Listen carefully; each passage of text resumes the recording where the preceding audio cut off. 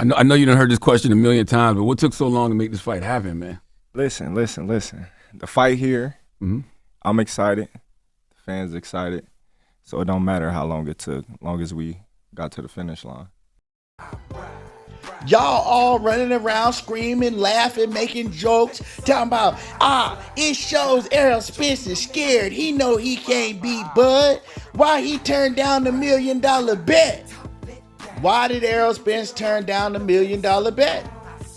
If you want to talk about it, let's talk about it. Well, let's talk about how in between that time, because see, they made that bet 5 years ago. That was 5 years ago when they was going back and forth, right? That was something that they talked about 5 years ago. So you want to talk about why didn't Errol Spence stick to the bet? Well, Terence Crawford never mentioned the bet no more. That is the boxing fans and the media that brought that bet up.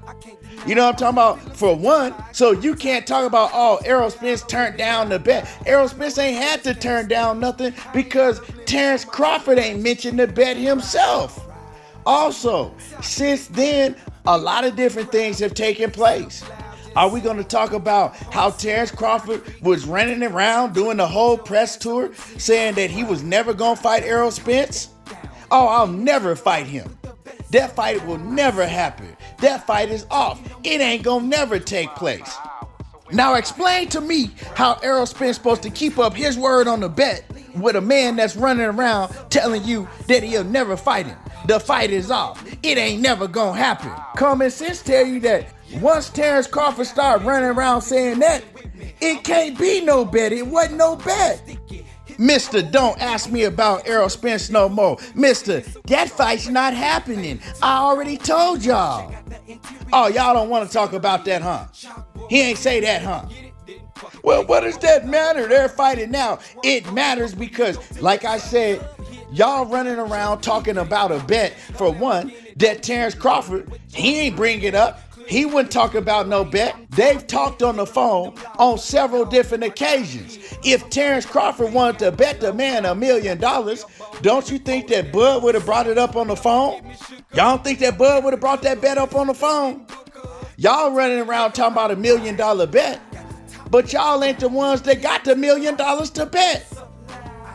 So, for all of the BPC members, the Bud Protection Committee, won't y'all go to Las Vegas, hit that betting counter with $1 million, and won't y'all put $1 million on Bud Crawford if y'all so confident in it? And let's talk about how Bud Crawford is playing with house money. EJ playing with his own bag. Bud Crawford ran off and fought David I Been Sneezing, right? Got some easy free money. He ain't get $10 million, but he got an easy free bag. This man then snuck off, robbed the bank. Now he come back playing with free money, pretending like he really putting something on the line, like he really taking a chance when he playing with the house money. The whole time, EJ waiting on the sideline, you know what I'm talking about, waiting to attack his prey, waiting to get him.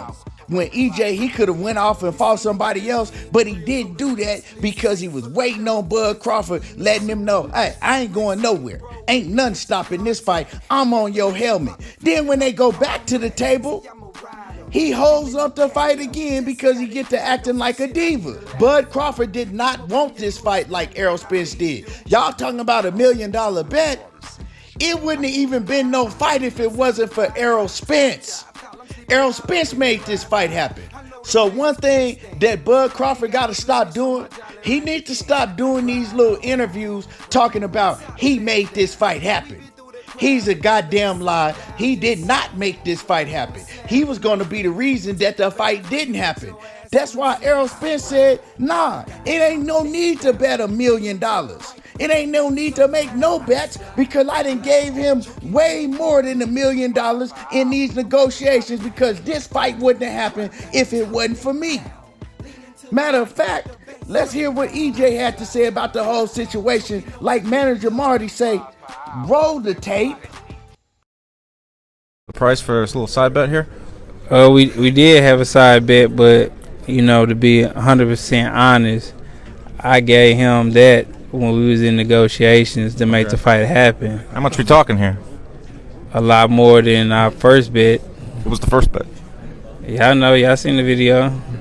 Bring me $1 million. Okay, so this one's bigger than $1 million. The side bet you guys made in negotiations. Nah, it wasn't no side bet negotiation. I'm saying to make the fight happen, I gave him a lot more than the side bet. So Will there be a side bet on top of the negotiations now? no, because I gave him a lot more to make the fight happen. I got you now. This man that held up the fight, then had me basically sit out the ring 16 months waiting on his ass. He done went and took a fight. He done got some free money. And then he done cried like a crybaby in negotiations and threatened to walk away from the fight for a second time. I wasn't even gonna be able to put my hands on him. It wasn't gonna be no fight. So in negotiations, I just conceded and gave him everything that he wanted in negotiations, even though I know I'm the one that earned all of it. I'm the one that did all the heavy lifting. I'm the one that fought all the dogs in the division. And you sat back and had easy pickings. But you know what? I want to fight you so bad, I'm going to give you what you want. So if we bet $1 million, you playing with what's rightfully mine anyway. You ain't playing with your bag. You know what I'm talking about? You ran off and you robbed the bank. Now you coming back, you know what I'm talking about? And I didn't gave you money, so you want to bet with money that I gave you that should have been mine. It ain't no bet. I'll be a damn dummy to do that. And plus, like I said, Terence Crawford ain't said nothing about a bet himself. He wasn't going around talking about, man, EJ, what's up with the million? What's up with the million? That's y'all fans. That's the BPC, the Blood Protection Committee, asking about that. That's the media asking about that. But EJ had to give y'all the ins and the outs and the outs and the ins. I ain't betting him. He betting with my money anyway.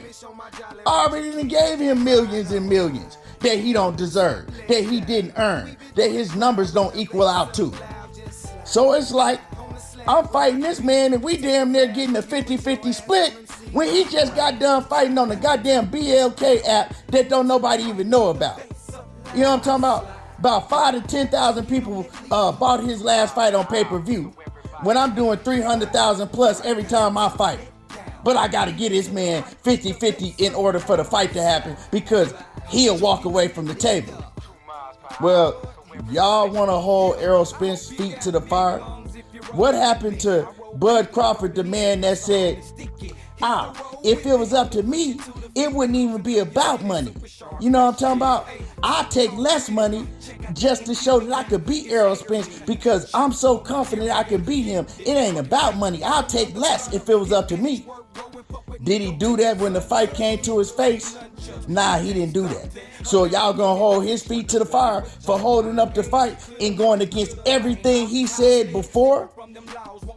Y'all ain't gonna do that neither, huh? Are y'all gonna hold his feet to the fire for running around telling everybody, plain and simple, it ain't gonna ever be a fight unless it's 50-50 or nothing. If it's 60-40, it gotta be 60-40 my way, or I'll never fight him. Well, he was right about that. Because he certainly did that in negotiations and once again went back on everything that he said in that interview that he did a couple years ago with Brian Custer when he was in that car talking big shit. Yeah, he was talking big shit when he thought that the fight wasn't going to come to fruition. See, he never thought for 1 second that Errol Spence was going to be willing to sit out over a year and a half, right? And wait on him and pray on him and pray on him, give him millions and millions more in negotiations and take less money on his end and put his back up against the wall in front of the whole world until he had no choice but to take the fight. He never thought EJ was going to do all of that. See, the play that Terence Crawford was doing, anybody else would have walked away and said, you know what, man, F it. This ain't worth it. I'm not waiting on this dude no more. He don't want to fight. Any other fighter would have did that. And that's what he expected EJ to do.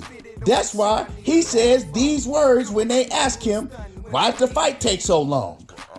Yes. I know you done heard this question a million times, but what took so long to make this fight happen, man? Man, listen. Man. To the mic. Listen. The fight here, I'm excited. The fans excited. So it don't matter how long it took, as long as we got to the finish line.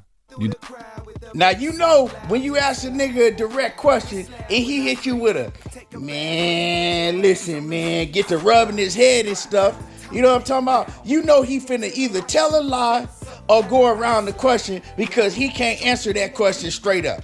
And he couldn't answer that question because if he answered that question, he'll either have to tell a lie or make himself look bad.